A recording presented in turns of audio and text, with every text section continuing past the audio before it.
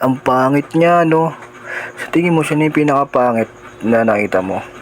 Yung tipong ang dami-dami mong hinaing sa kanya. Bakit hindi mo makuha yung gusto mo sa kanya?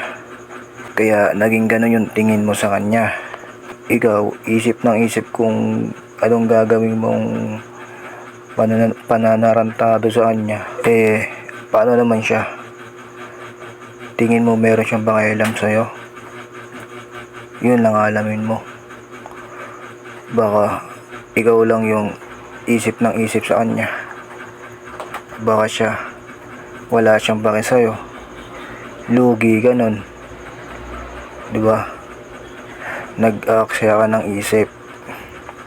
Samantalang siya wala naman palang pakialam sa'yo. Diba? Paano yan? Lugi ka na dun pa lang sa part na yun.